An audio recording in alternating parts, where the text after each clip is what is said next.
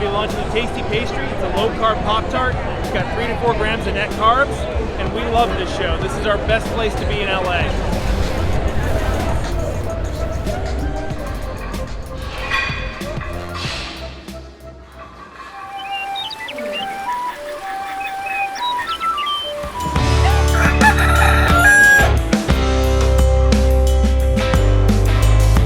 Welcome back to Legendary Foods Muscle in the Morning. I'm Dave Palumbo, and today is Friday, February 18th, 2022. Let's find out what's going on in the world of bodybuilding and fitness.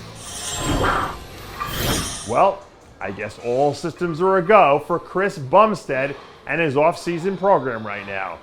Your reigning and defending 3-time Classic Olympia physique champ dumped a handful of training videos on his Instagram a few days ago. And even in those short clips, you can see how things are starting to come, together. When you watch these videos and take into consideration the fact that most of the other top athletes in the division are all preparing for the Arnold right now, well, you can't help but think how having an entire off season for Chris is a huge competitive advantage. And when you're already in a class by yourself, well, the last thing your competition wants to see is you widening the gap. Do you know how every once in a while you see a video of someone in the gym and for whatever reason you just get that sense right there in that moment they were completely in the zone? Because that's the exact feeling someone described when they shared this Regan Grimes video a few days ago. With less than 3 weeks left to go, I think we can safely say that this is the best that he's ever looked this far out from a show. And it's a real testament to the consistency that he's shown throughout the entire process. Regan seems like he's a man on a mission right now, and I don't think it would come as a major shock to anyone if he ends up in the top 3 on the judges' final scorecard. If you're a wellness fan, your entire focus is pretty much centered on the lead up to the Arnold Classic over the last few weeks, and rightfully so. But your reigning and defending Olympia champ, Francielle Mattos, has a message for the rest of the division, which is don't forget who's at the top.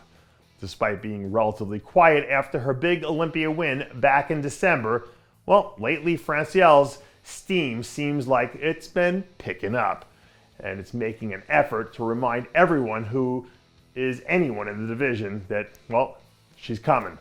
Francielle established herself as a star from the first moment she stepped on stage last year, and now that she's ridden that wave, I can't imagine that she'd be eager to hop off anytime soon. And here's a cool story to think about as you head into the weekend. Starting next year, in 2023, it looks like we're going to see the return of the Masters Olympia. And if you're new to bodybuilding, you may not have even known that there was a Masters Olympia because we haven't had one for almost a decade. You have to go way back to the 2012 season to find photos from the last time they held the event, which was actually won by Dexter Jackson, only a cool 9 years before his retirement. It's still so early in the season that it's unclear who might be thinking about, well, dusting off the old posing trunks to make a run at this title. But as we get closer to December, it should be fun to see which names start popping up out of the woodwork to land on the official lineup. Stay tuned to next year. And that does it for yet another edition of Muscle in the Morning. I'm Dave Palumbo, reminding you to always be true to your passions, and make sure to follow us on Facebook, Twitter, and Instagram.